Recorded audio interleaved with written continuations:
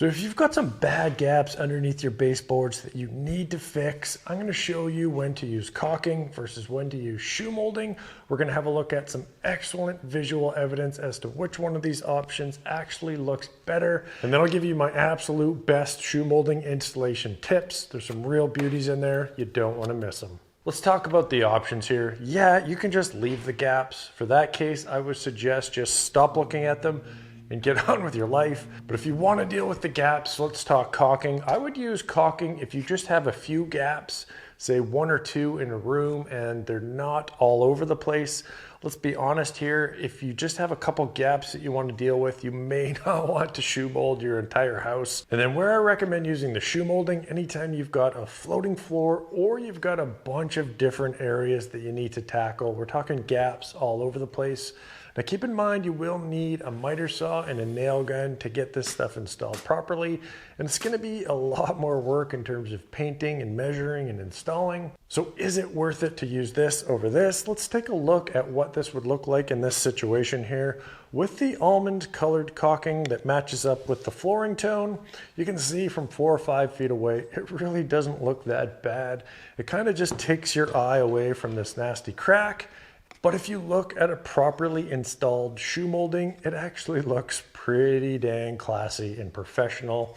But if you don't know how to install this properly, it can look much worse than the caulking. So let me quickly run you through my best shoe molding tips. Tip number 1, make sure you get the right profile shoe molding.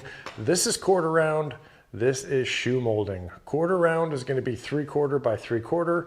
Shoe molding is quite a bit narrower along the base there. Quarter round is going to look horrible. It's going to stick out way too far. And then my favorite option is to get some thin flat stock material, rip it in half on the table saw.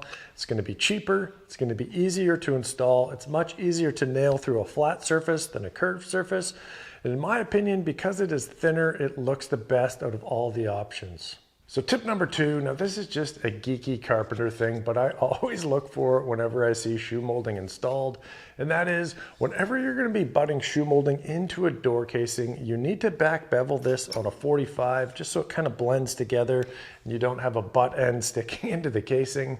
But instead of just 45ing it all the way to the long point, I like to leave a little flat spot on the same thickness as how far the casing sticks past the baseboard.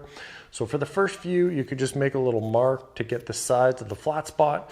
And then after that, you can just guesstimate and make them all about the same.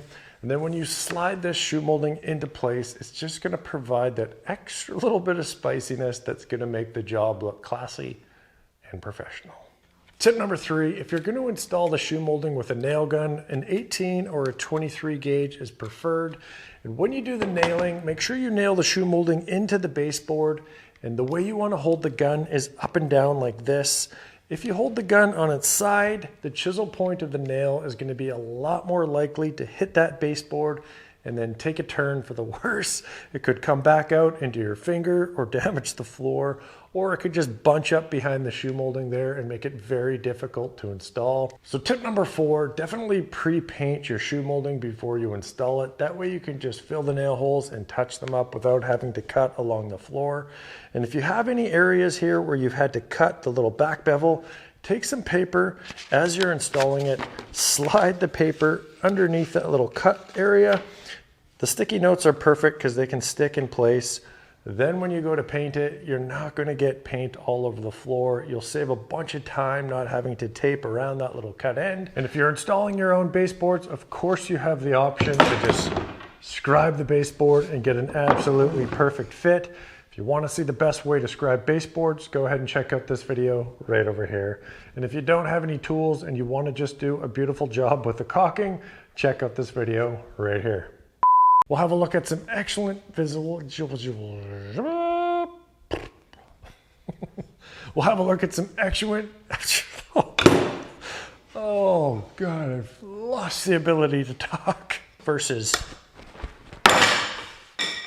Yeah, I messed that up. Too much enthusiasm.